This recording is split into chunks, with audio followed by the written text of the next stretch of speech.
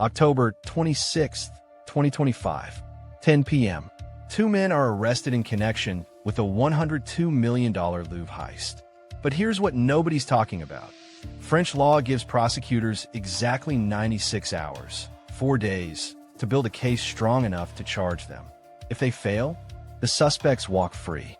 Right now, as I'm recording this, that clock is ticking, and investigators are racing against time to prove these men stole Napoleon's crown jewels. Because if the evidence isn't strong enough, the biggest art heist in French history goes unpunished. This is What If. Let me take you inside what's happening right now in Paris. Saturday night, October 26th. One suspect is arrested at Charles de Gaulle Airport at 10 p.m., literally minutes before boarding a flight to Algeria. Simultaneously, another suspect is nabbed northeast of Paris as he prepares to flee to Mali. Both men are French nationals in their 30s, both already known to police for previous jewelry thefts, and both are now sitting in interrogation rooms, knowing exactly what the rules are. Under French law, suspects in serious crimes can be held for up to 96 hours before being charged. That's it, for days. 96 hours from the moment of arrest. After that, prosecutors must either formally charge them with concrete evidence or release them. And here's the pressure. Paris prosecutor Louvre Museum confirmed that over 100 investigators are working around the clock, analyzing more than 150 DNA samples collected from the crime scene. They're combing through surveillance footage, searching apartments, interrogating witnesses, all while the clock counts down. Museum made it clear. It is too early to provide any further details. I will provide additional information at the end of this custody phase. Translation: we're not sure we have enough yet. The suspects know their rights. They have the right to remain silent. The right to a lawyer present during all interrogations. The right to a lawyer present during all interrogations. The right to refuse to answer any questions. And if they stay quiet for 96 hours? If investigators can't find the stolen jewels or connect them definitively to the heist, they could walk out free men. So what if that happens? What if French prosecutors can't prove guilt before the 96-hour countdown ends? Right now, investigators are in a desperate race. DNA recovered from helmet and glove left at the crime scene helped identify at least one suspect. That's good. But DNA alone isn't enough for a conviction in French court. They need more. Police found several items left behind at the scene: gloves, a walkie-talkie, a yellow construction vest, and a can of gasoline. Forensic teams are processing everything for fingerprints, fibers, trace evidence. They're pulling phone records, tracking credit card transactions, following digital footprints. But there's a massive problem.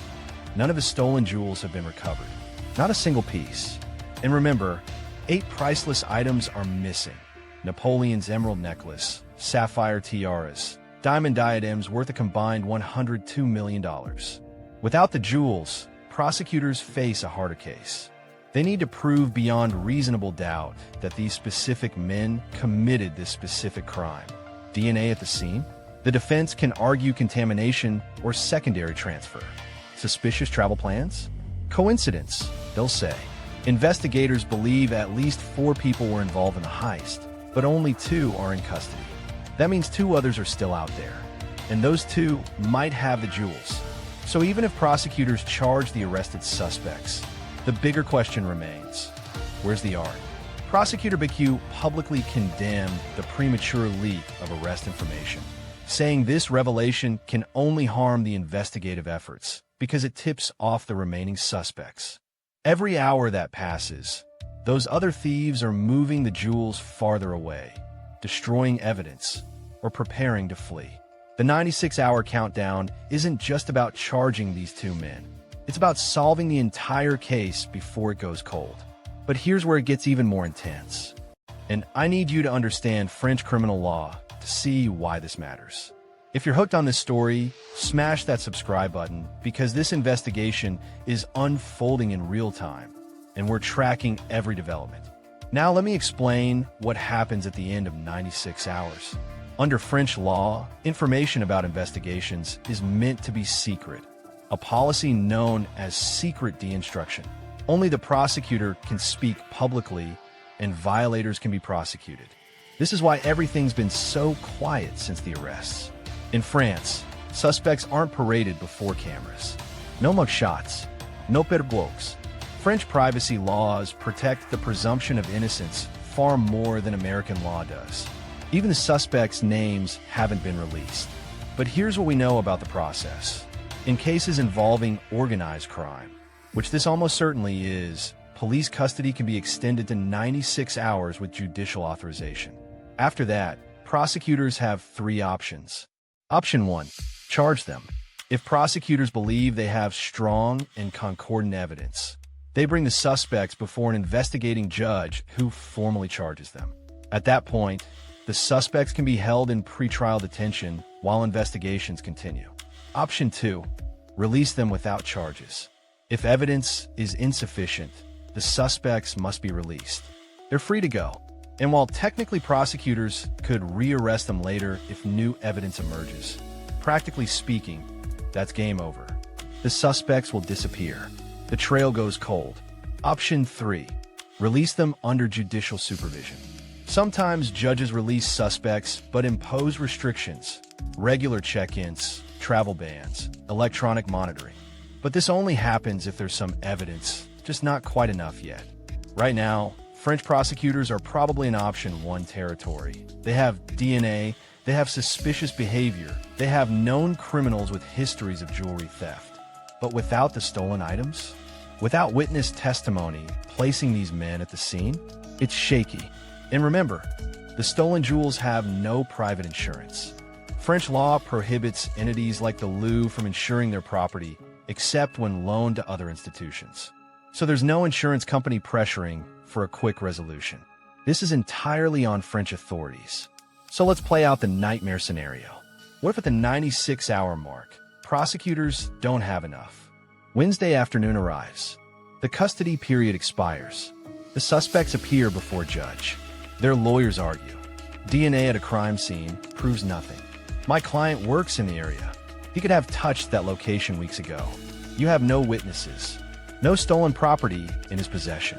No confession. No surveillance footage clearly identifying him. Release him, and the judge might agree, because in French criminal law, you need solid evidence.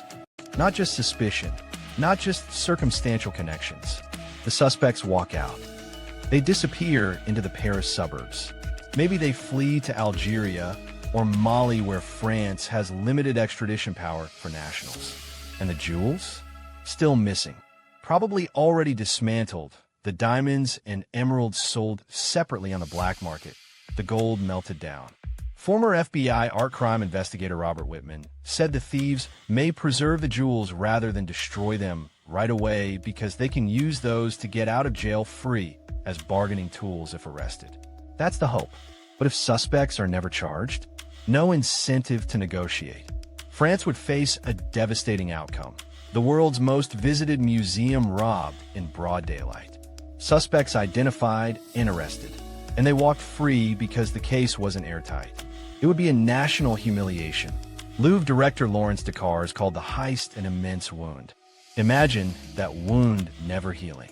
Empty frames on museum walls. No justice. No recovery. Just permanent loss. This is why the 96-hour countdown matters so much. Every hour investigators don't find those jewels. Every hour suspects refuse to talk. Every hour evidence remains circumstantial. The pressure builds. But here's the reality. Prosecutors probably will charge them. Both suspects are from Aubervilliers, a northeastern Paris suburb, and were already known to police for previous jewelry store thefts. That criminal history helps establish pattern and motive. The DNA evidence, while not conclusive alone, is strong when combined with suspicious timing, preparing to flee the country exactly 1 week after the heist, known criminal backgrounds, and physical evidence left at the scene. French prosecutors likely have enough for formal charges. But what they don't have is the art. And that's the real what-if question. What if those jewels are never recovered? What if convictions happen, but Napoleon's emeralds and Empress Eugenie's diamonds remain lost forever? What if the suspects refuse to negotiate, refuse to reveal where the art went? and those pieces vanish into private collections or get destroyed. Art recovery expert Robert Whitman noted that thieves might use stolen jewels as bargaining tools. But bargaining only works if you're facing serious prison time. If prosecutors had released them, no levity, no negociation, no recovery. The 96-hour countdown wasn't just about justice. It was about saving France's cultural heritage before it disappeared forever. As I'm recording this, that 96-hour window is nearly closed. By midweek, we'll know if prosecutors formally charge the suspects. We'll know if they're building a case that could bring back Napoleon's jewels, or if this becomes another unsolved art crime that haunts museums forever. What do you think will happen? Will prosecutors have enough evidence? Will the jewels ever be recovered?